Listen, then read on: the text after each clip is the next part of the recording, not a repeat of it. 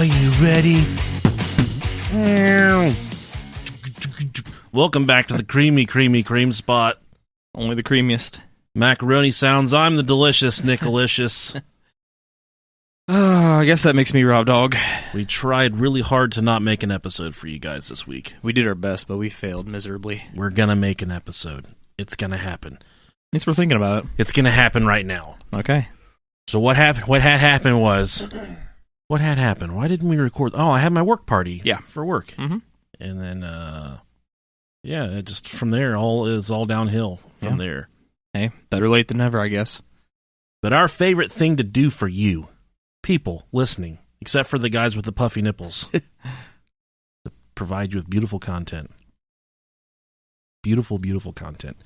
Or mediocre, whichever. A lot of mediocrity in this podcast here. Right. We did have a lot of hate mail. We got some reviews that said, hey, I got puffy nipples. I'm going to keep on listening to the show. I appreciate that. Yeah, that means a lot. Sometimes I get a little upset.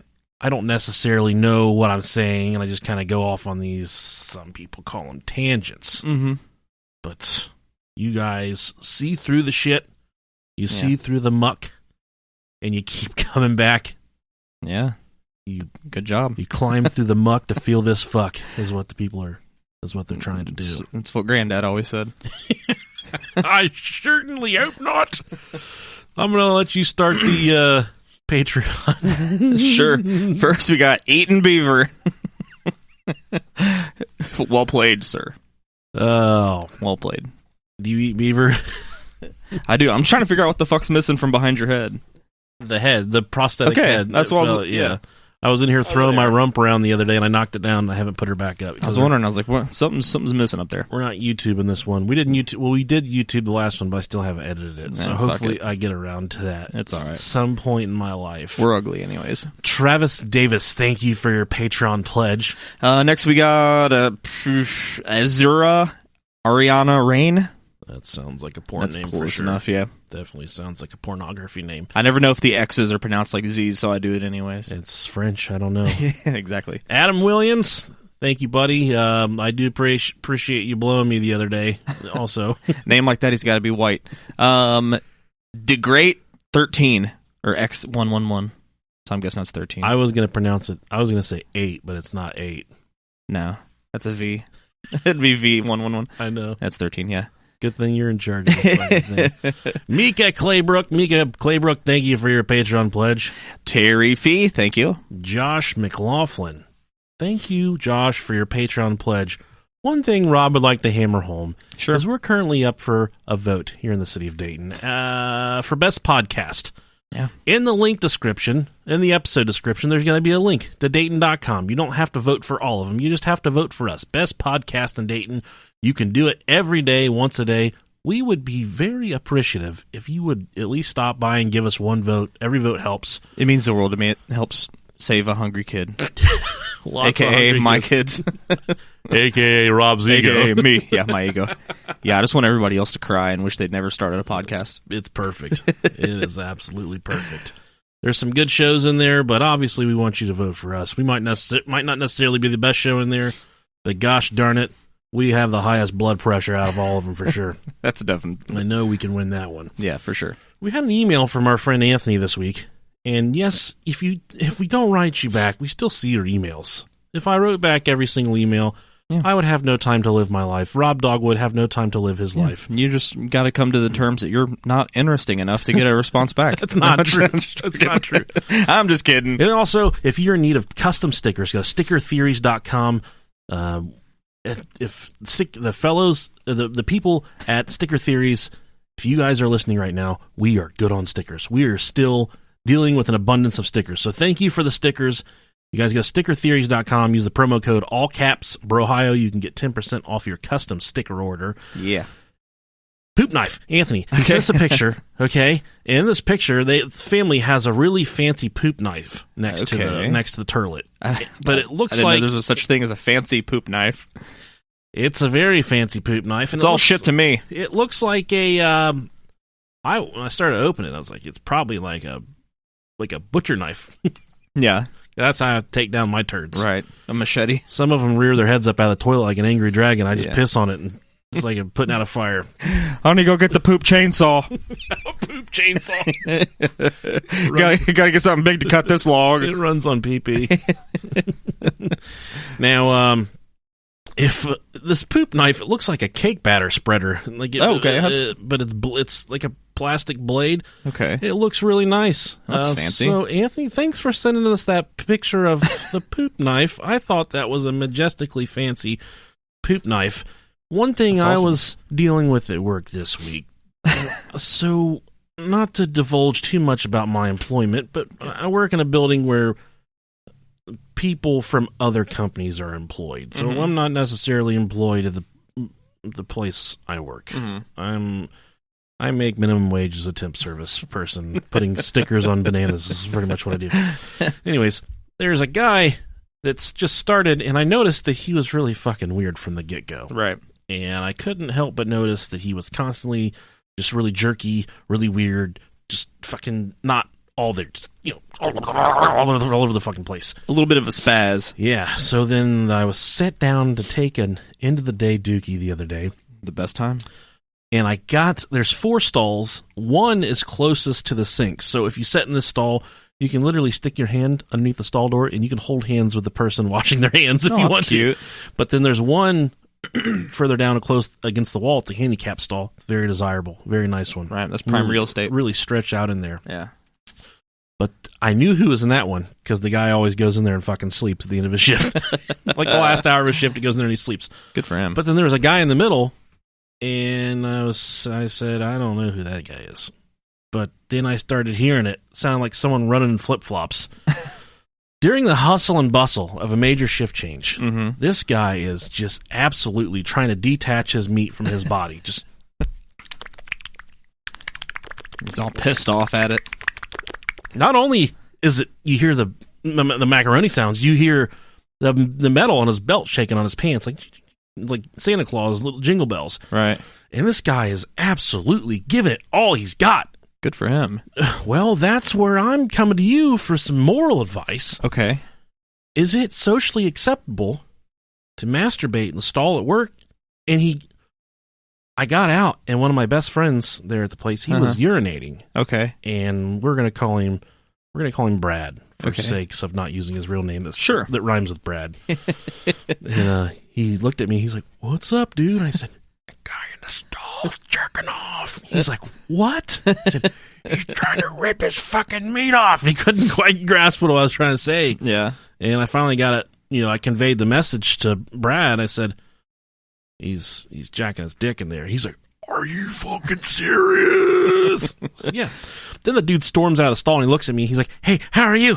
It's exactly how you would expect a guy jerking off in a shit stall in the middle of the day would act. And I said, "I'm fucking terrible, man."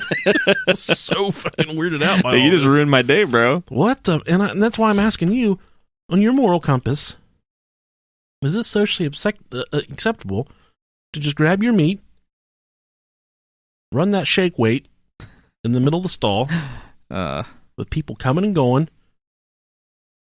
Definitely not socially acceptable, but I could understand it. You've been in a situation where you're like, "Man, I gotta crank this out." Yeah.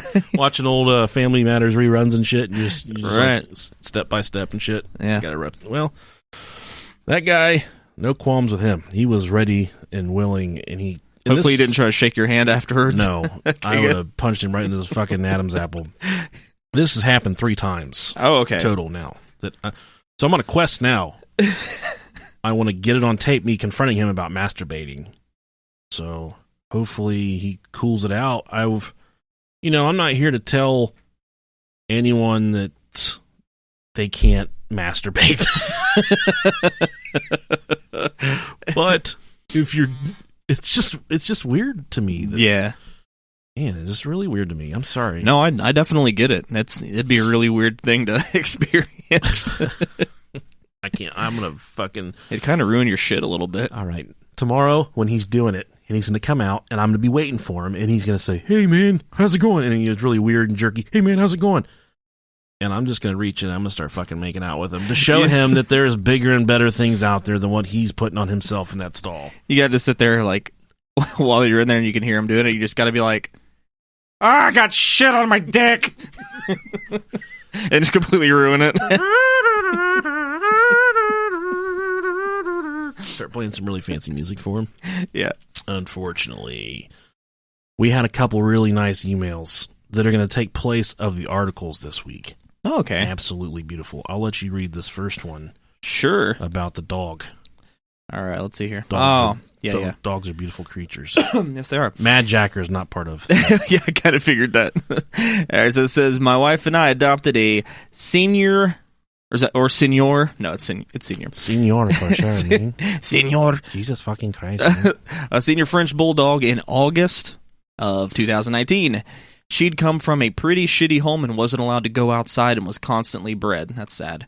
The owner developed Parkinson's and dementia, and her cleaning lady called an Indiana-based rescue to come and get the dogs. The woman's power of attorney signed all the paperwork, and the dogs were surrendered to the rescue. In a state of lucidity or dementia, the woman filed a lawsuit to get the dogs back.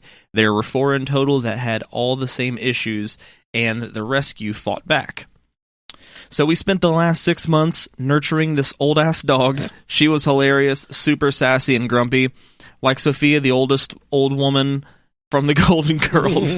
As time progressed, she developed congenital heart failure, which caused her to have issues breathing, eating, drinking, along with a whole other slew of issues. She would shit on me during her sleep when we were laying in bed together. The bed.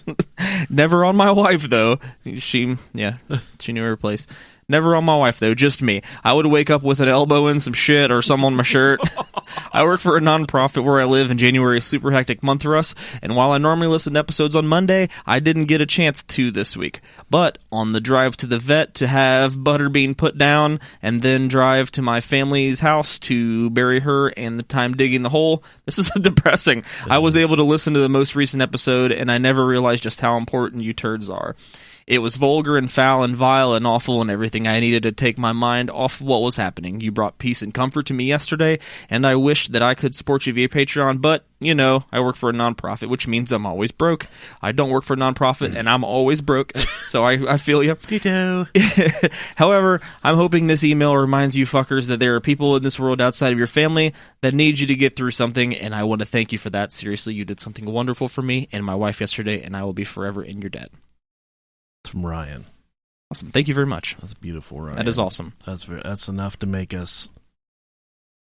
I came, but that is a beautiful story. I'm glad that we can offer that kind of comfort in trying times. It's real weird to think about. It's very weird to think about because I try and tell people all the time that are sad. I'll say, "Hey, it's gonna be okay," and they're like, "No, fuck you, man. You don't understand my pain."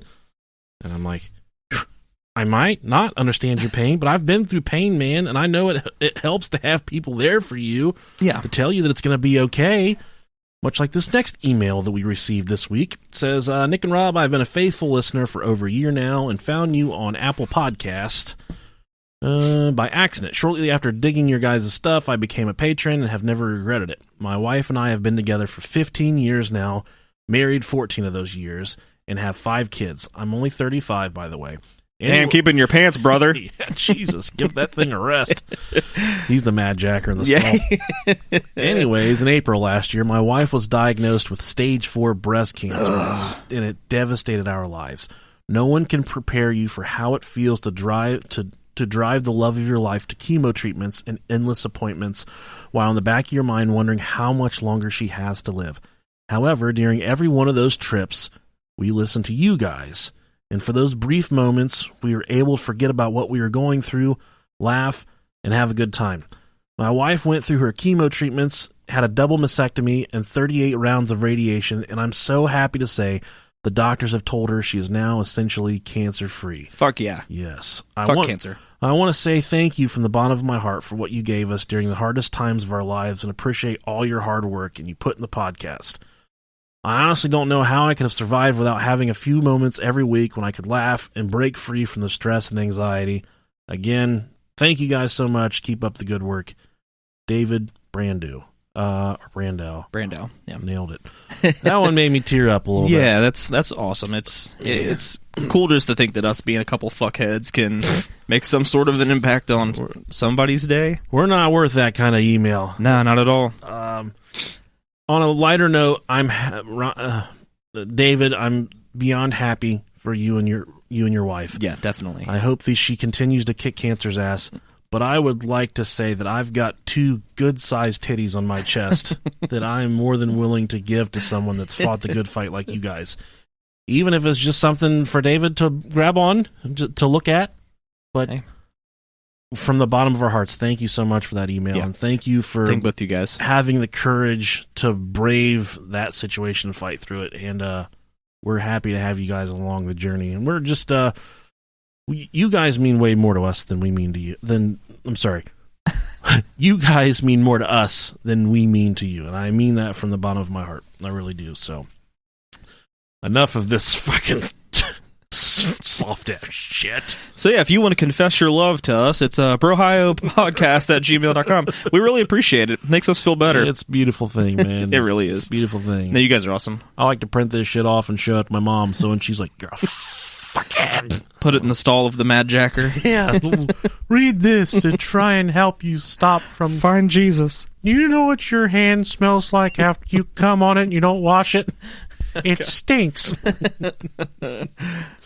All right, so this episode's called Doris Bither. She's the inspiration behind the movie from the 1980s called The Entity. And by entity, I mean entity, not...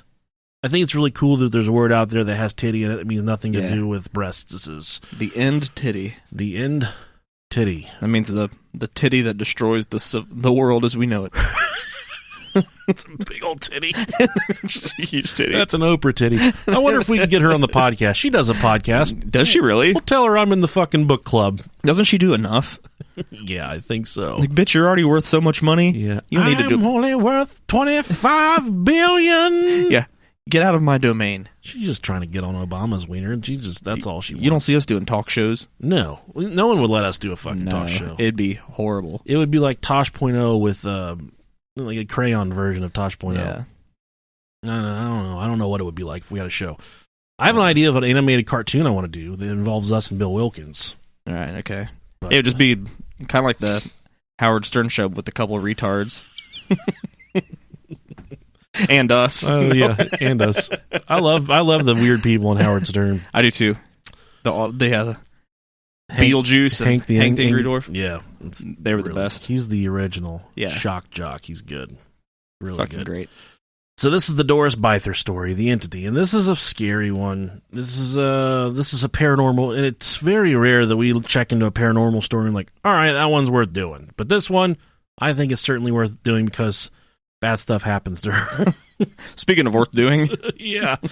One sad part of the story, the main subject of the story, Doris Bither, has a history of substance abuse. It isn't for us to decide if she's really experienced the things we're going to talk about in the story or if she's a fucking liar. But probably the latter. But if a lot of people... if you're going to lie, make it a good story. Yeah, but it's just upsetting when I see people say, well, just let him fucking die. And who knows what someone is going through, man. I mean, what's the difference between someone being addicted to heroin and me being addicted to country crock? That shit's margarine. That will give me give me cancer. Like it will kill me one day. So you know those like Hostess cinnamon rolls? Uh-huh. I put one in the microwave. Okay. And then it's not the ones with the clear. It's the one with the clear glaze, not the white glaze on top. So I got this big honey bun out. It's a honey bun with the clear glaze. And I put it in the microwave, I get it out, and it's sitting in front of me, it's warm. And I was getting ready to eat it, and I was like, I'm going to put some butter on this first. What's the difference between that and a junkie sitting on a toilet and shooting up, man? It's very true. There's no difference. No, but they're both going to kill you. Different and it's both going to fuck you up. But I'm not going to go steal hubcaps and cut off a catalytic converter to get fucking honey bun with some country crock. So maybe that's why people get their trash rummaged through and they're like, oh, goddamn crackheads. But, you know, who's to say I'm not the one kicking in your back door checking for your honey buns and your country crock? That could be me. It's very true. Very, very true. Stealing your pies off your windowsills. Does that still happen? Yeah. Oh, so we're going back to August of 1974 in Culver City, California, the home of Governor Arnold Schwarzenegger. We're talking about Dr. Barry E. Taff. Why don't you tell about old Dr. Bear E. Taff? Well, first off, he looks like a complete nerd, but he's a fucking sex machine. I'd appreciate it if you would knock it off. Sorry, we gotta take a brief pause there real quick. That's okay, but what I was saying was that he looks like John Walsh from America's Most Wanted. Okay, yeah, but I can see it. Like maybe like his older deformed brother. A little more feminine. Yeah. He looks really polite, though. So, Dr. Barry E. Taff, who holds a doctorate in psychophysiology with a minor in biomedical engineering, Jesus, overachiever much, is a world-renowned parapsychologist who worked out of UCLA's former parapsychology laboratories. Jeez, these all these big words. From 1969 through 1978 as a research associate. Now, during his 4-decade career, Dr. Taft has investigated more than 4,500 cases of ghosts, hauntings, poltergeists, and conducted extensive studies in telepathy and precognition. You're a fucking asshole. Eventually developing the initial protocols and methodologies. How do you say that? Mythologies? Oh, sure. I don't think. I think that's wrong. Don't ask me about how to... For what was later termed remote viewing. Methodologies. Yeah, that's what I said first, but it sounded wrong. Sure. I think I said that. I don't know. I'm stupid. He also was himself investigated as a psychic subject, the result of which were published in Behavioral Psychiatry. There you go. There you go. God damn, now I'm off. You're fighting too many big words in a row. It's fucking me up. A laboratory investigation of telepathy, the study of a psychic. That was all in quotes there. I'm not even reading the rest. Right. It's just dates. And this was taken directly from his website. The reason we're profiling him real quick is because he raped an old woman, and he died. He raped her so hard that he passed away. He cummed. He cummed? And he passed. So he came back as a ghost, and he's the ghost in the story. Okay. They used to call him, his dick was so big they called him Gravedigger, because when he would have sex with a woman, he'd put that pussy to sleep. They call him the Gravedigger because he'd bury that dick like a funeral. See, the thing with you is that I never really know what's the truth and what's not. Right, no, that's completely false, all that. He is the lead researcher of this project related to Doris Bither. She was under attack from various entities and poltergeists. He was the one that led the charge on this investigation. So it's good for him. Important to profile him as what he is, a doctor in psychology, a doctor in biomedical engineering, because he's not just some guy from down the street that says, I got a goddamn ghost hunting group on Facebook, and we go down to the restaurant after it closes, and they're in there scrubbing the shit off the floor. We go in there with our iPhones, and we take videos, and I saw a goddamn orb, and I thought it was an orb, but it was just a biscuit that didn't get thrown away, and I ate it. So there's lots of paranormal investigators on. And I would have eaten it too if I would have saw it. I like biscuits. I was at a stop today while I was working, and there was just it was a machine shop, and they were just moving in, and there was a large fry from McDonald's just sitting on one of these pieces of equipment. Man. I was there for 4 hours and nobody ever touched these fries. Oh, I thought you meant it was like one French fry. No, it was a whole thing it looked like they hadn't been touched at all. It was one fry. There was no other food anywhere around. It was like somebody was moving stuff around and set them there and forgot about them. I said, you are such a lard ass getting all worked up over one French fry. It was a whole thing of them, and I was like, holy shit. Like, I kept snatching me fries and I walked by them. You know who I think are people that are really weird me out? People that get like the McDouble and then a McChicken and the fries, and they stack it all in one sandwich. And call it like a fucking land chicken or I don't know. A barnyard. They call it a barnyard gangbang, I think is what it's called. What? I swear to God, it's something like that. And they stack all this shit together. It is the most disgusting thing, even for me to see it. I think it's completely. There's a cow and a chicken and a potato. It's a McGangbang, is what it's called. Barnyard gangbang. I like that one better. How was the day out in the field, George? Well, I was out there and I got caught up in one of them barnyard gangbangs. All right, McChicken, I want you to fuck this French fry. You ever seen a dick on a rooster? You ever seen a dick on a rooster before? The cock? Well, yeah, I mean, the cock on The a cock of the cock? No, I haven't. Pretty good looking dick. Pretty frightening. I was saying, it sounds like it'd be terrifying. We'll look it up here in a little bit. All right. No, but he says that 95% of his investigations are chalked up to poltergeists. He's got a good spread there. Yeah, Barry Taff, he had an associate named Carrie Gaynor, and that's gay as in Gaynor. You know. Yeah, you threw me for a loop there. Carrie Gaynor, who assisted him with various paranormal activities, and they also ate each other out sometimes. Carrie Gaynor was at a local bookstore where he was discussing the content of some of their research with a friend. He was approached by a woman that was looking at paranormal books, and she said, quote, "My house is haunted." Carrie Gaynor took her phone number and didn't really ask for much else. He passed the information. I was going to say he just took her phone and walked away. This is 1974. Oh, okay, never mind. Right. She just has her house phone on her pocket. She's standing there with her big old bushy muff hanging out of her jeans. Oh, God. My house is haunted. He passed the information along to Barry Taff, who was the lead investigator of much of these cases. On August 22nd of 1974, Barry and Carrie responded to I like that. 11547 Braddock Drive. They're in Culver, California. They went out to the home of Doris Bither to investigate what she referred to as a haunting inside of her home. What they first noticed about the home, it wasn't necessarily a house, but a rundown shack that appeared to be unlivable. What they'd later find out, the home was indeed unlivable. The city had condemned the home twice. Sweet. And Doris, along with her children, yes, she was a single mother, shouldn't have been living inside the home. Doris was a very small woman in her mid-30s. She lived in her home with her 4 children, 3 boys, 1 girl.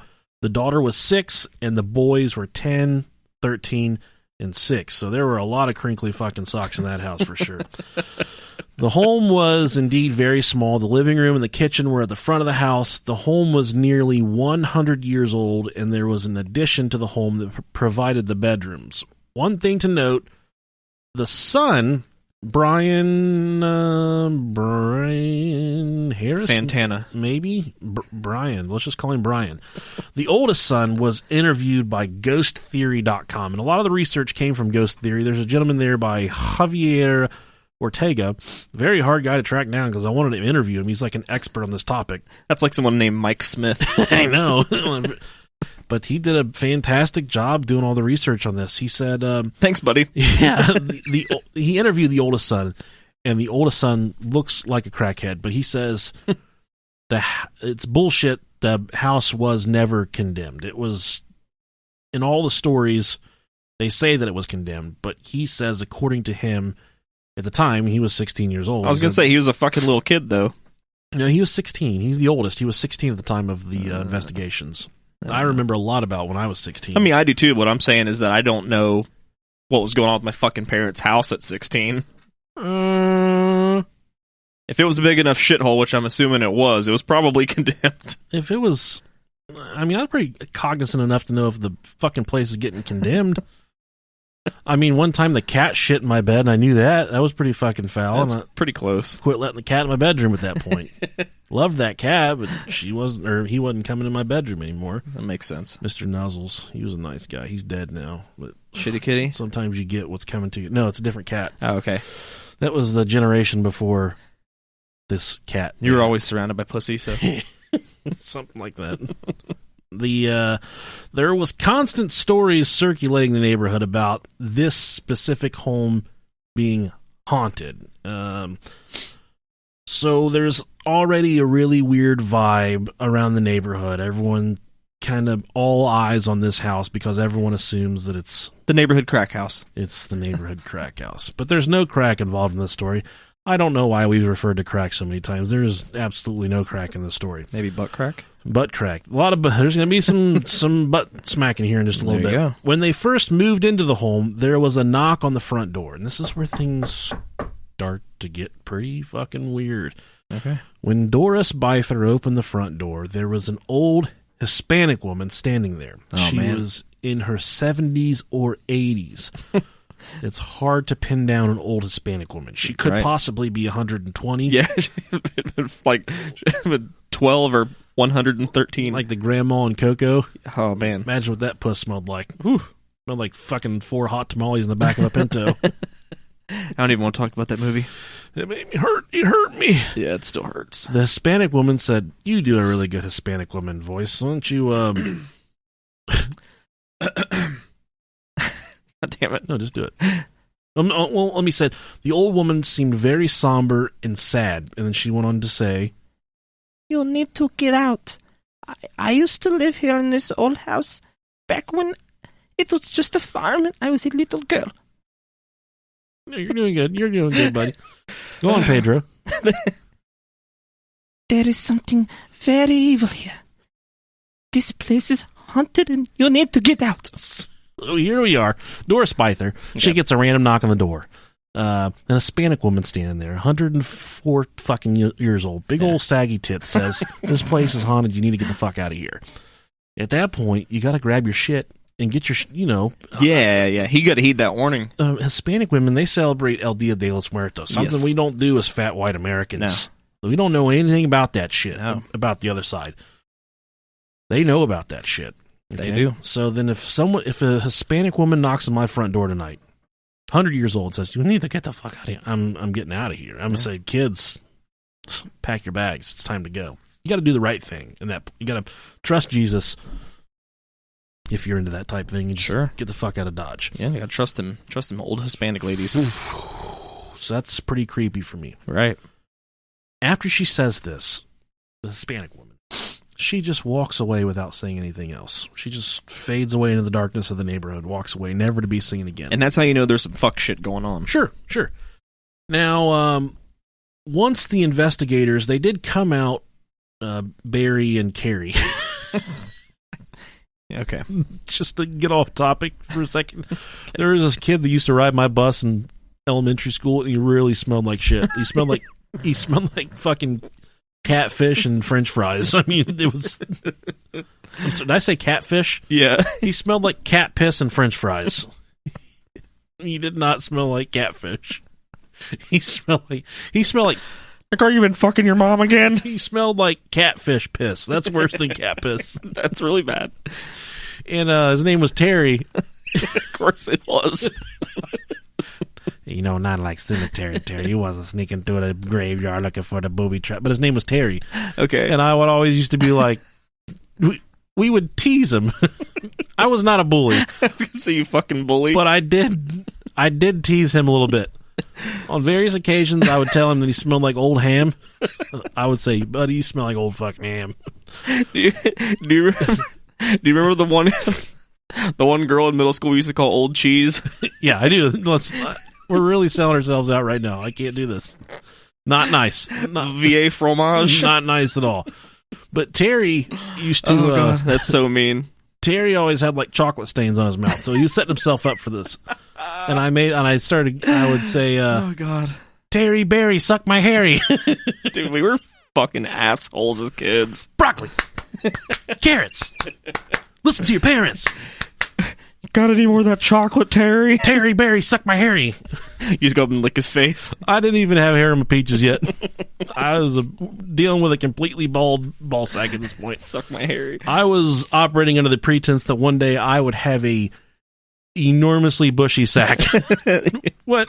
I should have checked the genetics a little more.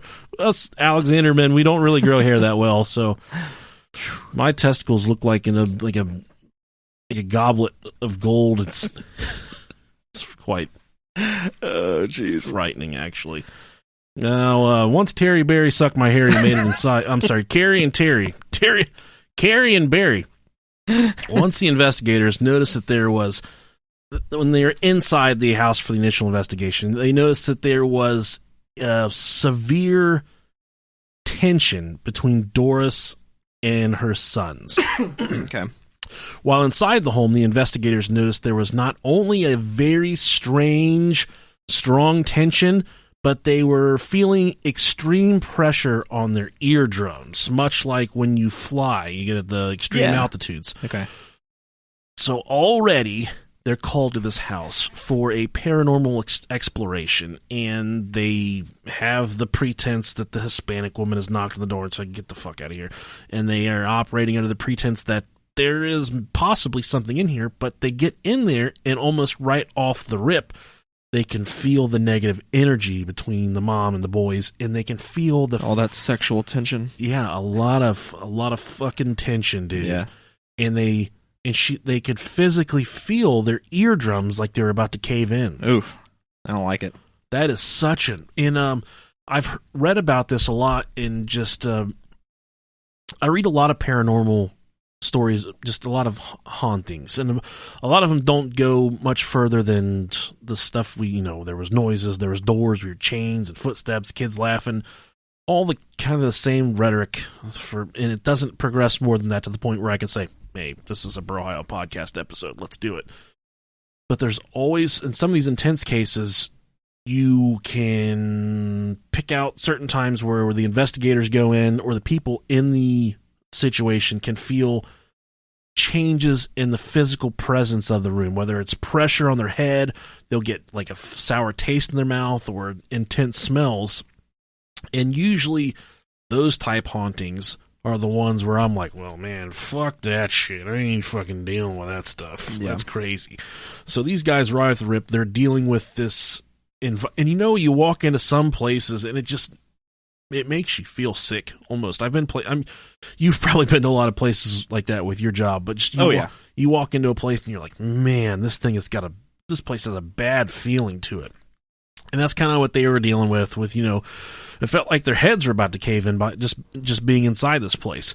Now, during their initial interview and investigation with Doris, they learned that Doris came from an upper middle class family, but her parents were exceptionally shitty to her. Both her parents were raging alcoholics and very abusive towards Doris. At some point,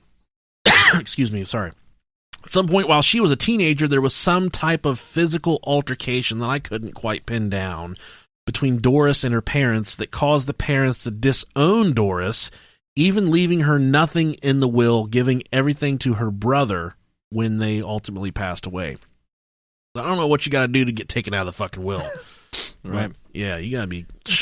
Beat the shit out of your dad? Caught sucking the dog's dick or some shit like that. That's what he likes. He likes that. Now, Doris went on to go through several marriages and relationships. All 4 of her children were from different fathers. Get it, Doris? Makes her a raging... lovely woman. Woman with 4 different baby daddies. 4 different baby daddies. But the story constantly repeated itself. She would get into these relationships, the men would stay drunk, and they would just constantly beat the shit out of Doris. And it's not like she was a big Viking woman. She was a really small woman, 100 pounds, 5 feet tall. She wasn't very big.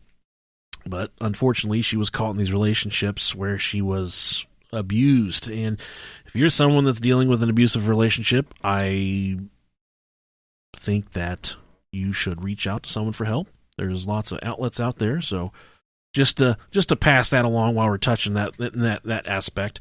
She bared much of this to the investigators, but they really felt like during the investigation and during the interview that Doris was holding back on a lot of stuff about her past. She was being very cryptic about certain things. She wouldn't confirm her age, and they knew she was in her mid-30s, but she wouldn't say, I'm 34. And they'd say, okay, no, 37. But that's not old, so I mean. No, it's not old. She wouldn't confirm her age and just overall danced around a lot of different questions. She admitted to playing with Ouija boards and doing seances as a young teenager. And here's where the old man comes in to tell you shouldn't play with this shit unless you feel like having your butt fucked by a ghost. Because that's what's going to happen to you when you're playing with the goddamn wee-wee board. You ever play with the wee-wee board before? Nope. You're a fucking liar. You're a liar.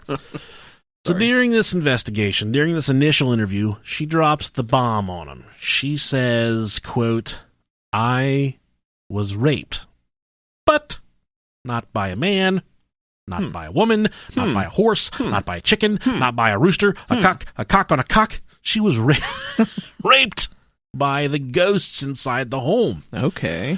And in the movie, they portray this a lot in the movie. I haven't seen the movie. I've seen clips of it, but in a lot of instances in the movie, they portray her being raped by the ghost. Accompanying the rape of Doris is the most rapey ghost sound you've ever heard in your entire life. It's just like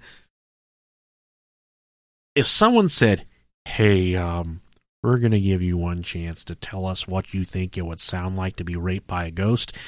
If you hit it on the head, we're not going to let the ghost rape you. If you get it wrong, we're going to let this ghost fuck the shit out of you.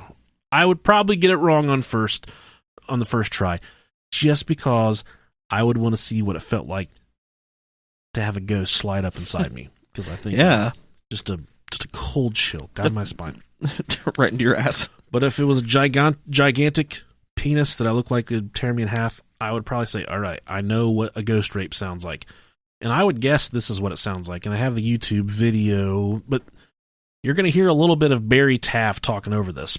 But then they play clips in the background of the actual rape scene from the entity. The first thing Doris Bither was her name, said to us is that she'd been repeatedly raped by a ghost. And you hear that? Just like froze. We looked at Carrie and I looked at each other. I rolled my eyes back, put my head in my hands, and I thought, oh my God, this woman's psychotic. She needs psychiatric care. And she said, well, there's 3 of them. 2 held me down and 1 big one attacked me. Damn. And I just thought, well, I said to her, look, there's really nothing we can do about this. Right. So that's the rapey sound I'm talking about. Dun, dun, dun. Fucking taking it to Pound Town. Big old monster ghost just slinging that dick. Mandingo ghost just tearing it out of the frame. Poor Doris, putting the dick in Doris. She said that oftentimes 2 small ghosts, probably about Rob and I's size, would hold her down, and another entity, a very large ghost, would rape her. All right, boss, you gotta get her. We got her legs. If you've got her holding still, I'm gonna... Oh, God. I gotta get her. Get her. I told you guys to get me one that wasn't so hairy around the crotch. Oh, man, this thing stinks. No running water in this fucking house. Tired of you guys picking out these chicks for me. Dr. Taff said, all right, I'm going to give you the number to a good psychiatrist, like you heard in the clip from the interview there. Yeah, he wasn't about it. They left, and they gave her the number of a good psychiatrist. She called Dr. Taff back 2 weeks later and said that the activity around the home was getting more and more aggressive, and she would like for them to come back out to investigate. When they arrived at the home the second time, they immediately noticed not only the pressure on their ears, but there was the intense smell of dead, rotting flesh. Oh, man. So, in all the hauntings that I've studied, something is fucked up here. Something bad is happening. And that's... I've never dealt with anything like this before, so malevolent, where it's just... Fucking you? I've never been fucked by a ghost. I've been fucked by life a couple times. Every day, brother. I got fucked by life today. I just don't think... in my head, I say, man, it'd be cool to check something out like this, but... Yeah. I don't know, man. I don't feel like Yeah, I don't know. being in that moment, in that environment. I just don't want to smell dead flesh. That doesn't bother Dead, me. rotten flesh. But just the possibility of something in there attaching itself to you, and then you take it home like crotch crickets, spreading like your that. butt cheeks and... Yeah. Ugh, nah, I don't want that. I would have to think that I'm a big enough, strong enough man that two little ghosts can't hold me down. No. I'd buck those fuckers right I off. feel like they just, like, pass right through you. They'd get one good look at the racing stripe in my underwear, and they say, we're not fucking him. This guy doesn't even wipe his butt. So I wonder, like, just like you said, they said it's like a cold chill, like whenever, like, a ghost passed through you, how it usually is. So I wonder what it's like when they're fucking you. I wonder if when it comes, if it feels warm all of a sudden. I don't know. Ghost jizz. I wonder what that looks like. Probably feels like eating Captain Crunch. Hurts the roof of your mouth really bad, but it tastes really good, you know? Maybe. I don't know. I don't know what it's like. Do they need lube? If you've ever been raped by a ghost, send us an email, brohiopodcast@gmail.com. Let us know how it feels, what it tastes like, what it smells like, if it feels good, if it feels bad. If it's cold or warm. Exactly. Let us know. She took them around the house at this point, and when they went around the home, it had a pretty constant temperature around the house. But when they got to Doris's bedroom, it was wintry cold. There was no air conditioning in the home, so there was no chance of the temperature changing because of that. They moved back to the kitchen, and they said that this shit was so fucking cold. These grown men were like, they put their arms around their elbows and their hands around their elbows, and they're like, Jesus, it's fucking freezing in here. They went back to the kitchen at this point, and a goddamn frying pan flew out of the cupboard and arced across the kitchen onto the floor. Damn. So and these guys did the right thing. They immediately went to the cabinet and they checked for springs, wires, people. She had little kids. One of her 6 kids. I want you to put your fucking ass in that cabinet when you hear me walk in here with these ghost hunters. I want you to throw one of these frying pans out. Make me some macaroni. We're getting ready to get Mama paid. I'm tired of being raped by these ghosts. We gotta get the fuck out of here. There was... that wasn't enough. As if that was not enough for the men to realize that there was some serious fuckery going on. This was kind of the catalyst for them to say, okay, we need to do some more investigating here. There's something very bad going on. After the frying pan, Doris advised that oftentimes the entity inside the home would throw things at her. There was things that would fly off the walls, things that had no explanation, no one around. Things would just fly all around the house, specifically at her, not at anyone else in the home, but always at her. They were pissed. Yeah. She had candles thrown at her. She also said that this mass, there was a mass that floated around the house, once ripped the fucking electrical fuse panel out of the wall and threw it at her. Oh my God.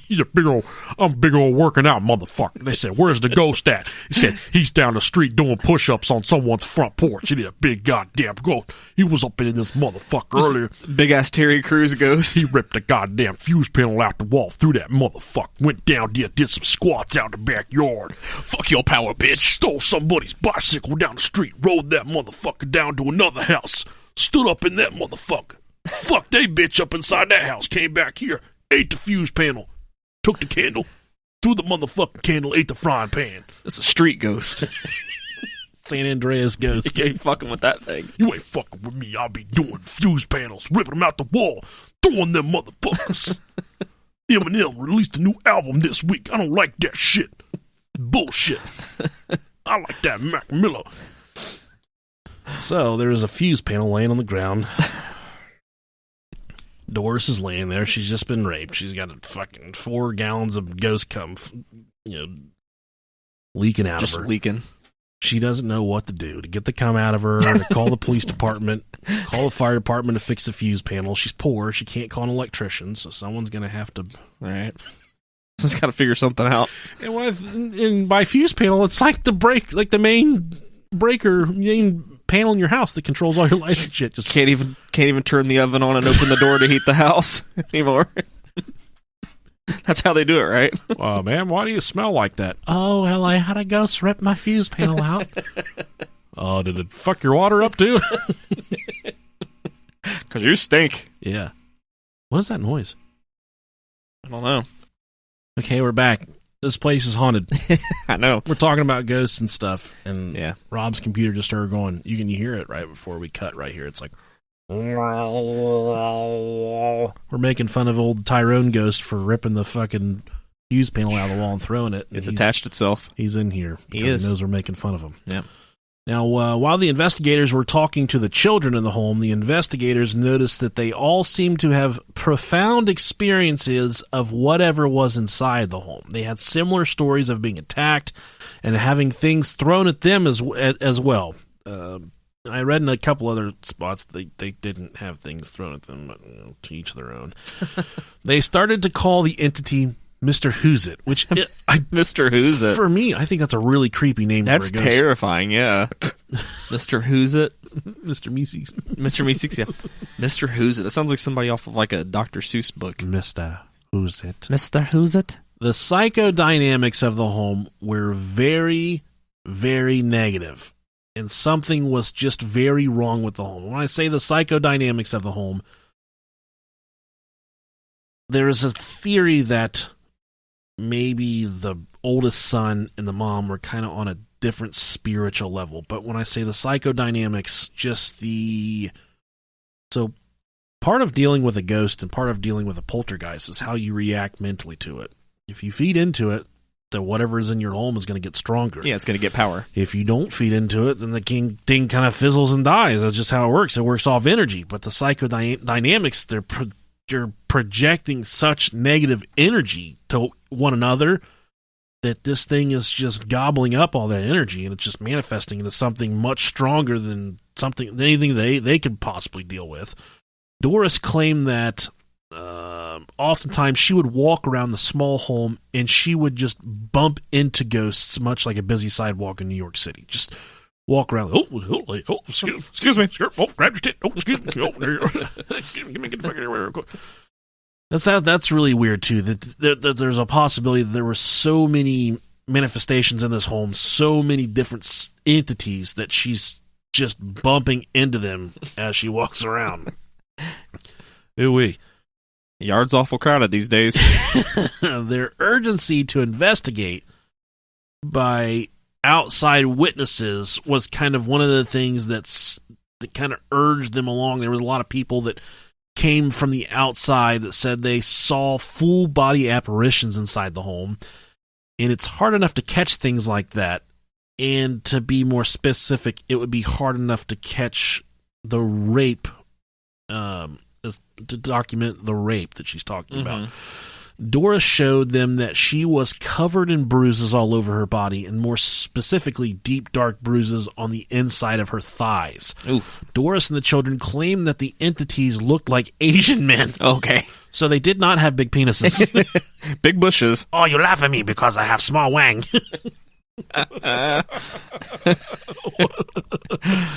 Oh, no. What did I have? I had Chinese food last night. What was it? Pad Thai shrimp. Pad Thai? Yeah. That shit's good. Very fucking good. Looked like strudel at first with shrimp on it. It said, dessert and shrimp together? I'm in. In terms of the spectral rape we're talking about with the spirit or the entity that was raping Doris, there was one person in the home that could vouch for the sexual assaults that wasn't Doris herself. Oh boy. Her oldest son came into the room because he heard his mother in distress and struggling. He walked in and he could visually see the entities holding his mother down. You like this, boy? You like this? You like what I do to your mother? While she was being raped, he attempted to knock these beings off of his mom, but he was thrown across the room violently. But he accidentally touched one of the butt cheeks. I touched your pussy, mom. Oh, God. And what's really funny to me is there's a possibility that he just walked into her room and she's playing the hand bongos on her muff and she's just fucking getting after it, really, just spanking the monkey. And she knew she was caught, so she just pretended that she was getting raped by an Asian ghost. Man. And it would be really weird. So, I could be wrong here. It's weird enough walking in on your mom and dad having sex. But it would be even weirder to walk in on your mom masturbating. Agree. Do you Agree? Did you ever walk in on your mom and dad making love? No, I never walked in on them, but I had the unfortunate location in the house of my bedroom being under theirs. You can hear your dad's massive sack just smacking the floor right above you. Yeah, it's pretty rough. Yeah, that's why my childhood was so fucked up. So to go back even further in my childhood, we had like that cat that shit in my bed. We got that thing when I was probably seven-ish. Uh-huh. My mom did not want this cat. My mom was a lovely lady, and she would ultimately give in to anything we wanted. But she did not want this fucking cat.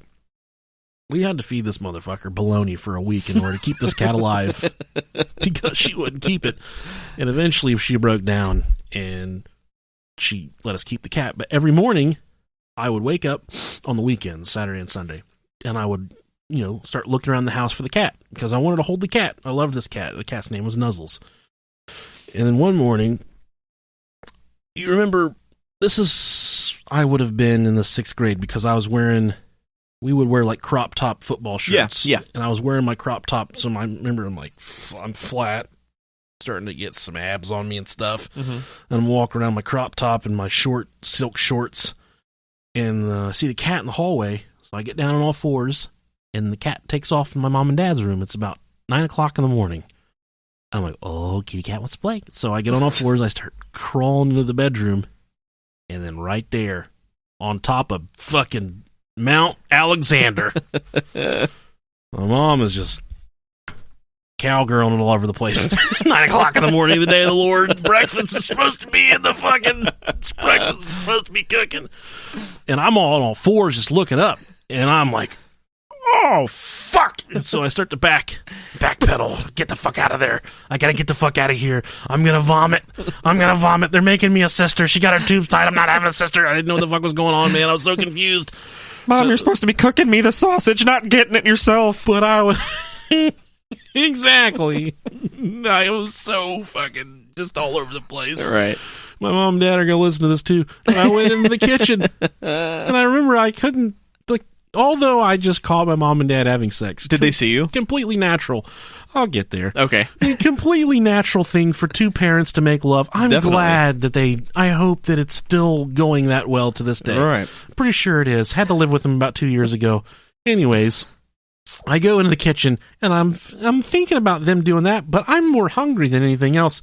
So I'm just standing there in the kitchen staring at the toaster. I'm just fucking staring at the toaster because I'm starving, and I just caught my mom and dad fucking beating cheeks. I can't figure what the fuck is going on in my life right now. So then about 10 minutes later, my dad walks in his long johns, his shirt, socks. And then I'm like, I can't even make eye contact with him. I'm just staring at the toaster. And he said, "What were you doing just a minute ago?" I said, "I was following the cat." He said, "What did you see?" Because, at this point, he doesn't really know what I know. Yeah. I'm only, 6th grade, something like that. And I said, "I saw everything." And all he said, he just stared at me, he said, "Oh, that sucks for you."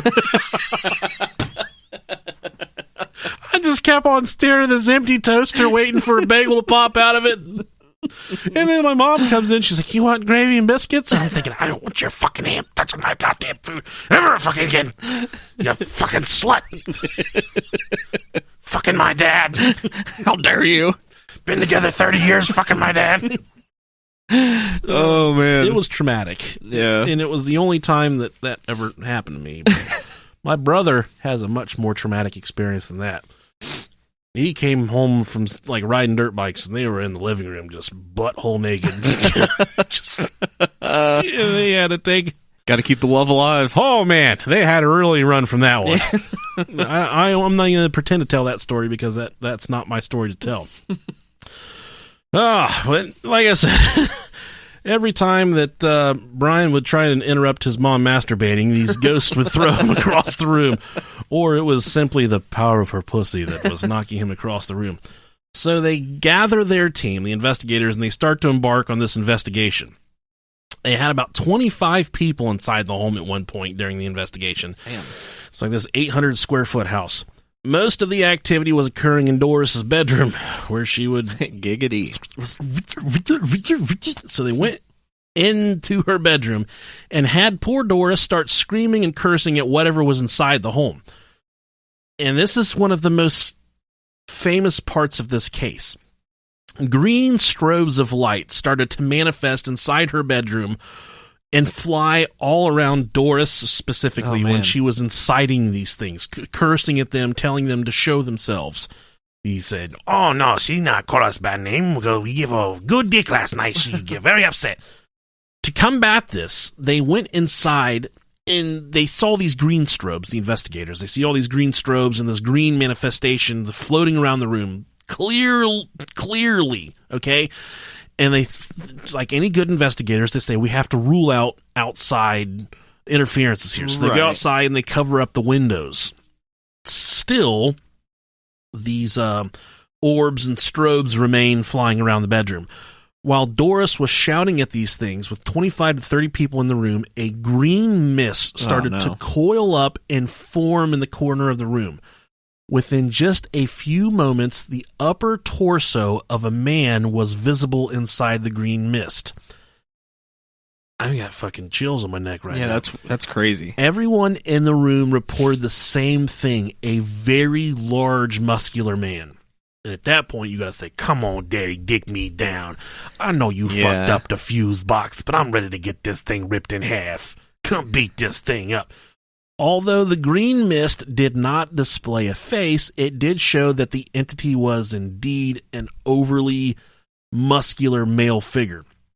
They had several high-speed cameras on hand, but they couldn't capture the green mist no matter how hard they tried. They did, in fact, capture the green orbs and the arcs that were shooting all over the room, which is the cover art, or is the cover of this episode, which you can see in that. If you just look up Doris Bither in Google Images, it'll pop up.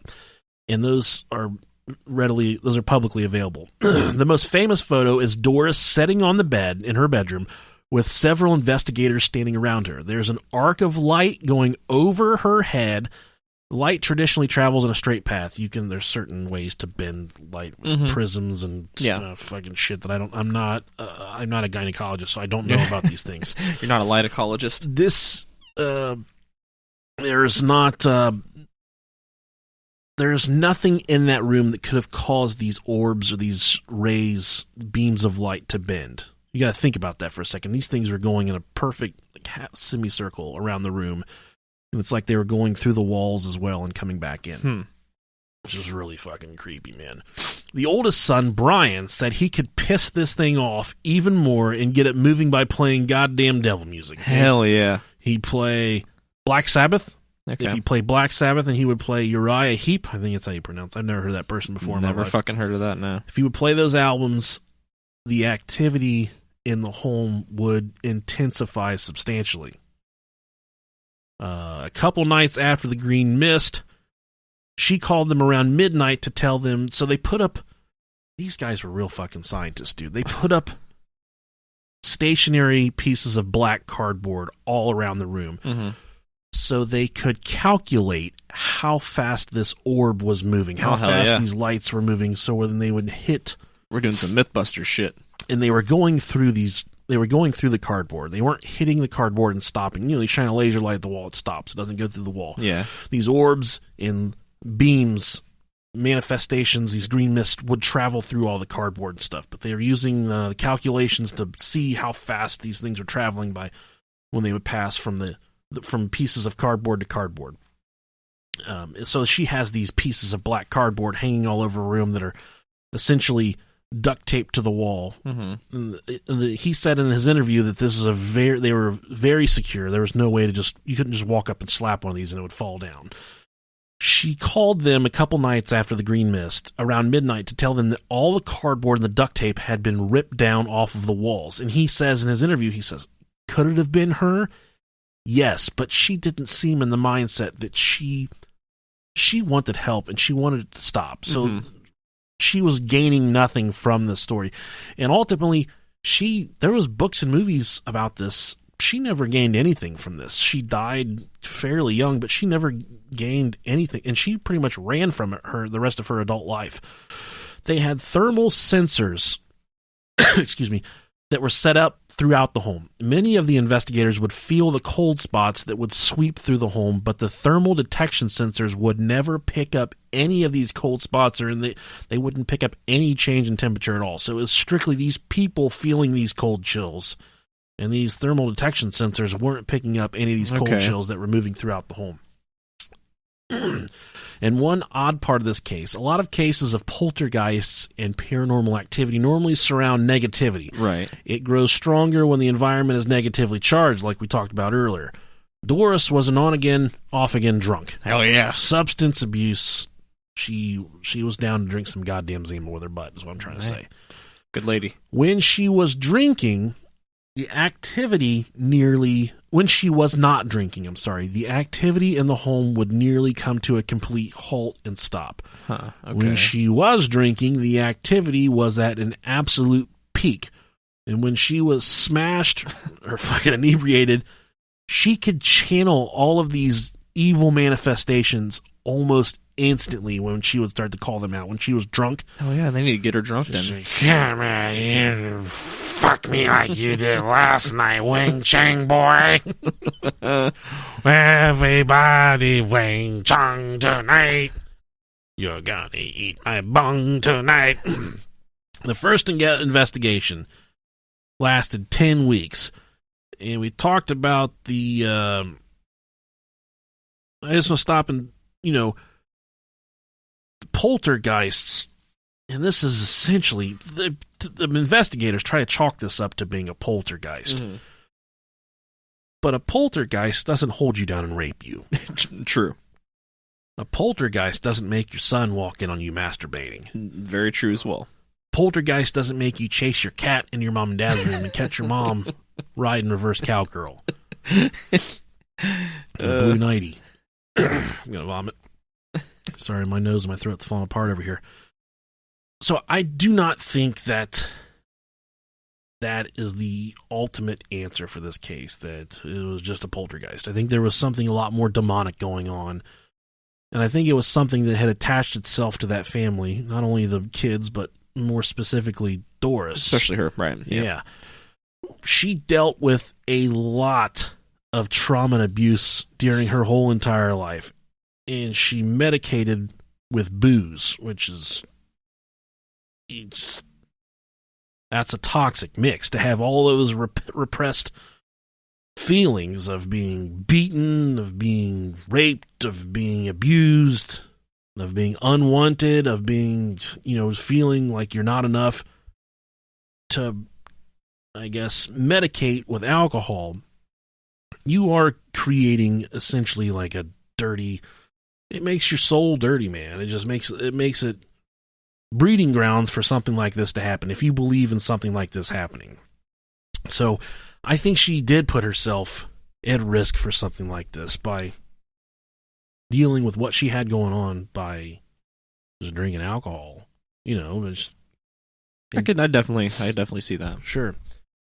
Now, this was taken from the ghosttheory.com website. This Xavier Ortega, his theory is that she was potentially a psychic, and she had passed along the psychic abilities to the oldest child. And between the two of them, it produced a staggering amount of psychokinetic energy that was negatively charged. And I guess if you believe in that kind of thing, that psychics are a thing, if you take two of them and put them in the same place and make them fucking hate each other and get them drunk and make them watch the other one masturbate, it's going to be bad. It's going to be real nasty. It's like putting opposite ends of a magnet together. It is. And the website goes on to say, the same way Doris's son could have had a relationship with Doris, a strong love-hate relationship fueled by past abuse, alcohol, and psychic abilities is a powerful concoction for poltergeist or psychokinetic energy. We can formulate this manifestation of the spectral rape by Doris's description of her attackers. Two of the smaller entities held her down while the biggest one raped her. We can speculate that the Bither household was very unstable. Her coming-of-age son, the biggest one of her 3 sons, was probably harboring some resentful feelings towards his mother and her lifestyle. She, in turn, saw her son as another man in her life trying to control her or attack her, therefore, in turn, subconsciously materializing the rape or attack on herself and using her current feelings and occupants in the house as the basis for the rape.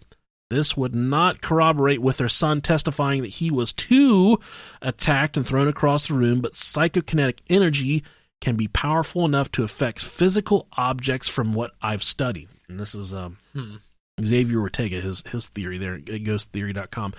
Another theory, he says that him and his fiancée mention, could be that Doris Bither could have attracted 3 evil spirits into her life. It would be argued that Doris Bither could have been abused by 3 influential men in her life, a father, uncle, grandfather, or someone she trusted. The combination of her self-medicating and having psychic abilities as well as self-loathing could have made her into an attractive victim to malevolent forces. Her turbulent lifestyle and energy as well as her kids' energy could have manifested her feelings into something very evil in a metaphysical level. Post-traumatic stress syndrome and psychic abilities can have a great effect on one person.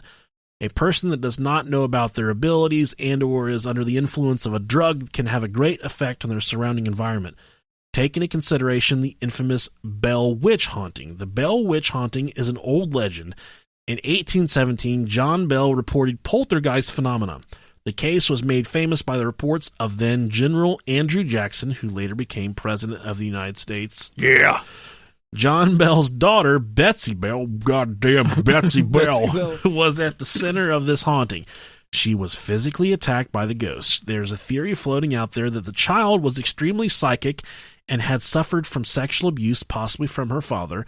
Accounts of levitation, spectral noises, and disembodied voices were reported. The theory states that all this phenomenon could have been produced by Betsy Bell herself. Living in an unpleasant environment and seeking help, she started to manifest these attacks. Unfortunately, the investigators, they did lose track of Doris rather abruptly. The family moved from Carson City, California. Like I said, they moved from Culver to Carson City, California rather abruptly. They moved from Carson City, California to San Bernardino, then on to Texas, back to San Bernardino, when Doris finally saved enough money to get out of the house. But all of the activity at the house stopped, but they did catch up and talk to Doris a little bit during her travels, and she said no, the activity surrounding her didn't stop. It just stopped inside that physical home, but it still was following her. She reported them that it followed her everywhere she went, actually. At one point, she reported being impregnated by the entity. Oh, wow. But there's the claim that it was an ectopic or hysterical pregnancy, which are 2 different things. An ectopic one is where you are actually pregnant outside the uterus or something like that, I believe. But hysterical pregnancy is just where you get the symptoms and whatnot. You're not necessarily really pregnant. Right. They did go to one of the new homes to investigate, and they saw when they went to the home, they saw a vase that flew across the room and smashed between Barry Taff's legs. Damn. During this investigation, they used a condenser microphone, and one thing that I've learned during my podcast travels is a condenser microphone picks up every fucking thing that happens. As soon as your nut hair makes a slight shift, a condenser microphone picks that up. Yes, it does. And during this investigation, he's walking around with this condenser microphone. They hear... This was the same time that the vase got smashed. And they go back and listen to it. And during the tape, they hear a footstep. They hear several footsteps. But it's like they were hearing a drag after the footsteps. So it's like, step, drag, step, drag. Whether that's like Big old dick. I was big thinking, old dick. in my eyes, it was someone dragging a dead body, or someone carrying a weapon, an axe, something like that. Is what I'm thinking inside my head. But then they hear whatever it is stop walking, and they hear it start breathing very heavy breathing right into the microphone. Oof. About that time, whatever it was turned the recording system off itself. Shit. Barry didn't turn off. Terry Barry, Suck My Harry, did not turn off the microphone. The entity or whatever was in the room that they could audibly hear walking around turned off the equipment. Damn. Very fucking scary. They also reported that they kind of set up the same pieces of cardboard in the house, and again, the cardboard was ripped off the walls, taking plaster with it. So it wasn't. I mean, people don't necessarily fuck up their own shit to make it seem like they have ghosts. I wouldn't. No, I wouldn't either.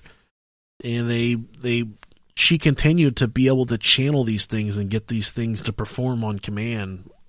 And she eventually died in 1999. She was 58, but she had a lot of stuff wrong with her. I think it was cardiopulmonary or something like that. But a lot of her organs are failing.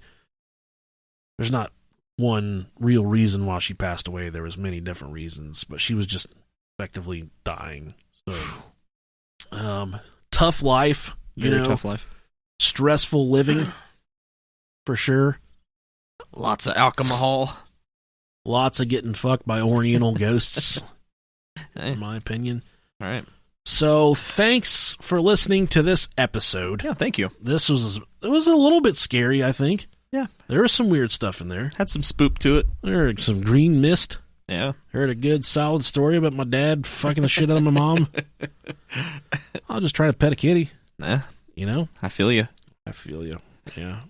I'm dressed up like a goddamn Eskimo because it's cold in my basement. It is really cold in here. I can feel it. So if you think that we're a good podcast, go to Dayton.com and vote for the Bros of Brohio. If you don't, still vote for us anyways, because I'd really like to win that. So It'd make me happy. We got a Wednesday night, Thursday morning episode coming at you right now. Bet you didn't expect that. No, you didn't. You didn't. Tell you love them. I love you, you silly sons of bitches.